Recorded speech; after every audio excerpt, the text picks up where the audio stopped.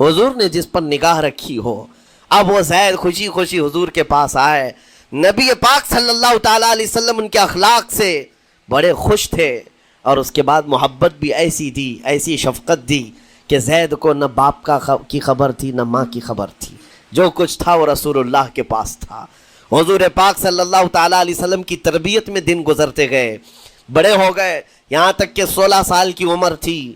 ایک دن حج کے موسم میں یمن کا بنو کلب خاندان آیا ہوا تھا، اور وہاں حج کے دوران وہ لوگ زید کے باپ حارثہ کے لکھے ہوئے اشعار پڑھ رہے تھے اور لوگوں کو رلا رہے تھے. ایک ہمارے قبیلے میں باپ ہے جو بچھڑے ہوئے بچے کی یاد میں روز روتا ہے، اس کے اشعار تو سنو. لوگ سن کر کے رو رہے تھے، یمن کا کوئی ایسا باپ ہے جو یوسف گم گشتہ کی خبر میں رویا کرتا ہے.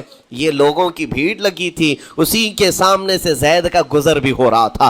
بنو کلب کے لوگوں نے زید کو دیکھا، پہچان لیا، یہی تو وہ بچہ ہے جس کی یاد میں اس کا باپ روتا ہے. اور اس کو بلایا اور کہا تیرا نام؟ کہا زید. باپ کا نام حارثہ. کہا یہی تو ہے جس کے غم میں پورے اشعار پڑے جا رہے یمن میں. زید سے کہا تجھے پتہ ہے تیرے باپ کا رو رو کر کے کیا حال ہو گیا؟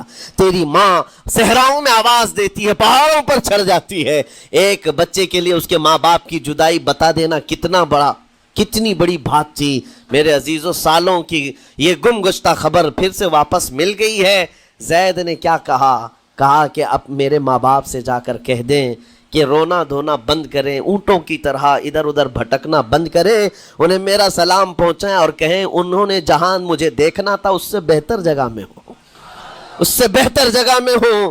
یہ بنو کلب خاندان گیا یمن، جا کر کے باپ سے کہا، حارثہ سے اور سعدہ سے، خبر تمہارے لیے اچھی لائے، تمہارا گم ہوا بیٹا جو پچھلے 10-12 سالوں سے تمہیں نہیں مل رہا تھا وہ حرم کعبہ کے پاس ہمیں نظر آیا ہے. غلام بنا کر لوگوں نے بیچا ہے اسے، لیکن وہ ایک ایسے حسین و جمیل کی غلامی میں ہے، ایک ایسے حسن والے کی غلامی میں ہے کہ زید وہاں سے ہٹنا نہیں چاہتا. باپ نے کہا میرے کلیجے سے پوچھو مجھ پر گزرتی کیا ہے، اس کی ماں سے پوچھو، ایک نظر دیکھ لے گا وہ واپس ہماری جھولی میں آ جائے گا.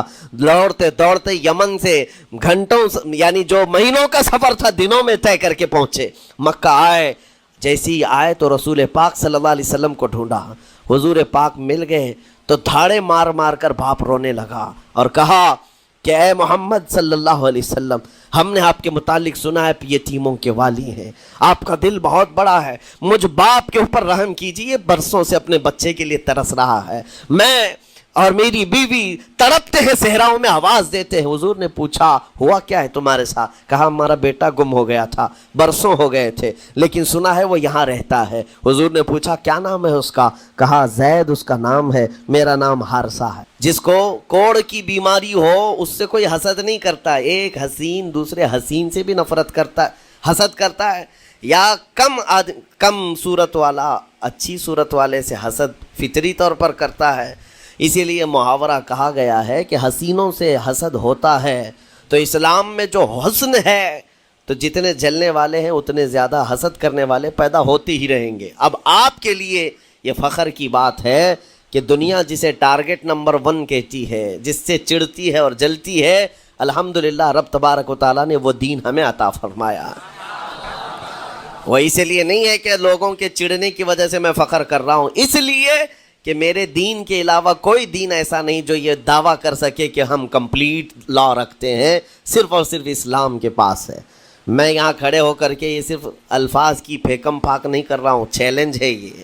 پوری دنیا کے کسی بھی ریلیجن کے پاس وہ سارے مسائل نہیں مل پائیں گے جو دین اسلام کے پاس موجود ہیں. دین اسلام کے لیے اگر آپ کو میں بتا دوں کہ اس کا جو فقہ کا نظام ہے، مسئلے مسائل جس کو اگر آپ پڑھنے کی کوشش بھی کریں زندگیاں بیت جائیں. صرف اور صرف ایک چیپٹر پر کتابیں لکھی ہوئی ہیں، صرف نکاح کے مسئلے کتابیں پوری ہیں، صرف طلاق کے مسئلے پوری کتابیں موجود. جو تمہیں رزق کی ضرورت ہے اس کے سامنے بھی مت جھکاؤ. سر جھکانا ہے تو رزق کے سامنے نہیں، رزاق کے سامنے جھکایا جائے.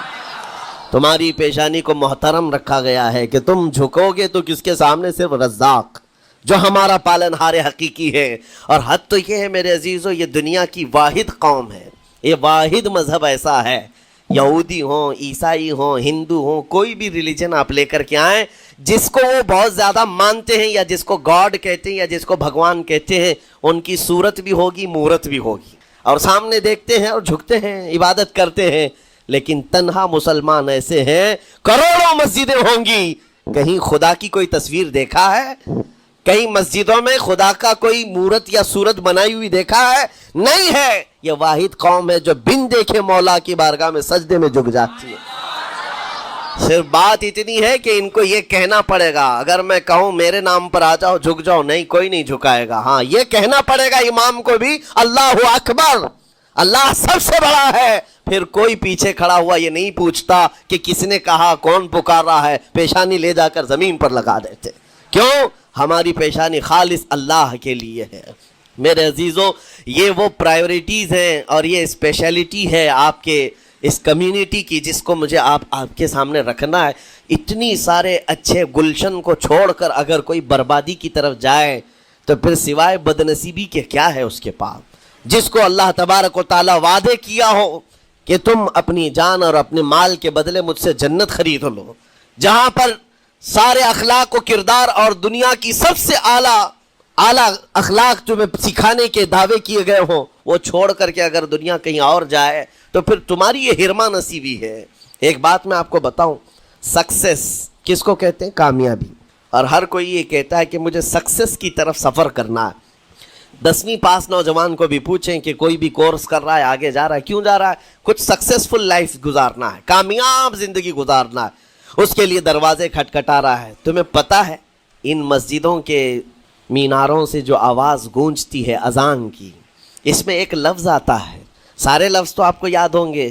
اللہ اکبر بھی کہا جاتا ہے، اشہد ان لا الہ الا اللہ بھی، اشہد ان محمد رسول اللہ بھی ہے.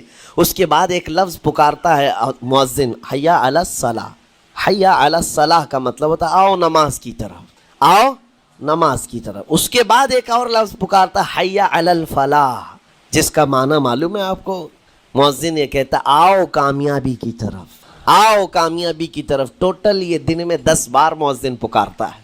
فجر میں 2 بار، ظہر میں 2 بار، عصر میں 2 بار، مغرب میں 2 بار، عشاء میں 2 بار. کتنی مرتبہ پکارا؟ 10 بار پکارا تمہیں، آؤ کامیابی کی طرف. لیکن ایک بات یاد رکھو، یہ پکارنے والے مؤذن کی حالت مت دیکھو کہ یہ پکار رہا ہے، بلکہ یہ رحمان کی صدا ہے، یہ اللہ کی صدا ہے جو تمہیں بلا رہا ہے. یہ تو اپنی آواز اور اپنے الفاظ سے ترجمانی کر رہا ہے اور تمہیں اللہ کی صدا تمہارے تک منتقل کر رہا ہے. لیکن حقیقت میں بلانے والا کون ہے؟ اللہ ہے. مسجدوں میں بلانے والا کون ہے؟ اللہ ہے. اللہ کی صدا پر آپ آ رہے ہو. اب سوچو، جو رحمان تمہیں 10 مرتبہ دن میں یہ بات پہنچا رہا، آؤ کامیابی کی طرف، آؤ کامیابی کی طرف، تم اس چیز کو چھوڑ کر کے کامیابی ان لوگوں کے سامنے ڈھونڈنے نکلے جن کو پیشاب کرنے کا سلیقہ نہیں معلوم، جن کو کھانے پینے کے طور طریقے نہیں معلوم. ان لوگوں کے پاس ہمارے بچے اگر کامیابی ڈھونڈیں گے تو بات یہی ہے، ٹوپی کو سر پر پہنو تو اچھا لگے گا، لیکن دوسری جگہ پہننے لگے تو بیوقوف کہیں گے، ظلم کر رہے ہو ٹوپی کے ساتھ. اسی طرح میں کہتا ہوں مسلمان کو اللہ کی بارگاہ میں آ جانا سب سے بڑی کامیابی ہے. اور اگر دوسروں کے ہاں در در بھٹکتا ہے تو گویا کہ اس نے اپنی حیثیت کو ہی گرا دیا ہے. اسی لیے اقبال نے کیا کہا تھا، بہت اچھی بات، کہ وہ ایک سجدہ جسے تو گراں سمجھتا ہے. گراں کا مطلب کیا؟ بھاری. ایک سجدہ کرنے میں تو بھاری پن محسوس کرتا ہے. وہ ایک سجدہ جسے تو گراں سمجھتا ہے، ارے 1000 سجدوں سے دیتا ہے آدمی کو نجات. در در جھکنے سے تو تمہیں بچا لیتا ہے. اس کے سامنے بھی جھکا، نیتا کے سامنے بھی جھکا، سیٹھ کے سامنے بھی جھکا، پولیس کے سامنے بھی جھکا، جج کے سامنے بھی جھکا، سب کے سامنے جھک رہا ہے. ایک سجدہ یہاں کر لے مولا، ہر سجدے سے تجھے آزاد کرتے. یہاں جھکنے والا پھر کہیں اور نہیں جھکتا. ہاں، اسی لیے شاعر نے کہا ہے، مرد حق باطل کے آگے مات کھا سکتا نہیں، سر کٹا سکتا ہے لیکن سر جھکا سکتا نہیں. یہ ہماری تاریخ ہے جو آپ کے سامنے ہے. آپ کو پراؤڈ فیل ہونا چاہیے کہ رب تعالیٰ نے مجھے کون سی بڑی نعمت عطا کی، اتنی عظیم نعمت ہے. ایک واقعے کے ساتھ میں اپنی گفتگو کو آپ کے اندر ڈالنے کی کوشش کرتا ہوں. حضور پاک صلی اللہ تعالیٰ علیہ وسلم کے دین کی حلاوت اور چاشنی کس کو ملے گی؟ پتہ ہے؟ 3 چیزیں. جو ایمان کی لذت جس کو ملتی ہے وہ پھر دوسری جگہ نہیں منہ مارتا، ادھر ادھر نہیں دیکھتا کہ کہاں کامیابی ہے، کہاں سکسیسفل ہے، بلکہ جس کو ایمان کی لذت ملی ہے وہ یہ سوچتا ہے کامیابی میرے نبی کے قدموں میں ہے، مجھے جو ملنا ہے وہ یہیں سے ملنا ہے۔ بریلی کے امام کہتے تھے یا رسول اللہ خلق کے حاکم ہو تم، رزق کے قاسم ہو تم، جو ملا تم سے ملا تم پہ کروڑوں درود، اور تم ہو حفیظ و مغیث، یا رسول اللہ تم ہو حفیظ و مغیث، کیا ہے وہ دشمن خبیث، تم ہو تو پھر خوف کیا، تم پہ کروڑوں درود۔ یہ ایمان کی لذت جسے مل جاتی ہے وہ کامیابی حضور کے قدموں میں ہی دیکھتا ہے، پھر اسے ادھر ادھر کی چیزیں نہیں پریشان کرتی۔ یمن کا ایک قبیلہ تھا بنو کلب، اس قبیلے کے ایک شخص تھے حارثہ نام، ان کی بیوی سعدہ۔ ایک چھوٹا سا واقعہ بتا رہا ہوں۔ حارثہ اور سعدہ چھوٹا سا خاندان تھا، 3 بچے تھے۔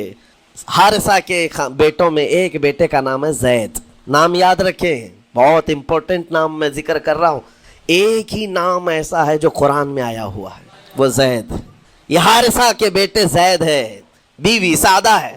یہ حارثہ اور سعدہ 3 بچوں کے ماں باپ تھے، ہنسی خوشی زندگی گزار رہے تھے۔ سعدہ ایک دن اپنے بچوں کو لے کر اپنے میکے جا رہی تھی، راستے میں ڈاکوؤں کا حملہ ہو گیا، مال سب چھین لیا قافلے کا، اور اتفاق ایسا کہ یہ 8 سال کے جو زید تھے ان کو بھی ڈاکوؤں نے ایک دن حج کے موسم میں، یمن کا بنو کلب خاندان آیا ہوا تھا، اور وہاں حج کے دوران وہ لوگ زید کے باپ حارثہ کے لکھے ہوئے اشعار پڑھ رہے تھے اور لوگوں کو رلا رہے تھے۔ ایک ہمارے قبیلے میں باپ ہے جو بچھڑے ہوئے بچے کی یاد میں روز روتا ہے، اس کے اشعار تو سنو۔ لوگ سن کر کے رو رہے تھے، یمن کا کوئی ایسا باپ ہے جو یوسف گم گشتہ کی خبر میں رویا کرتا ہے۔ یہ لوگوں کی بھیڑ لگی تھی، اسی کے سامنے سے زید کا گزر بھی ہو رہا تھا۔ بنو کلب کے لوگوں نے زید کو دیکھا، پہچان لیا، یہی تو وہ بچہ ہے جس کی یاد میں اس کا باپ روتا ہے، اور اس کو بلایا اور کہا تیرا نام؟ کہا زید۔ باپ کا نام حارثہ، کہا یہی تو ہے جس کے غم میں پورے اشعار پڑھے جا رہے ہیں یمن میں۔ زید سے کہا تجھے پتہ ہے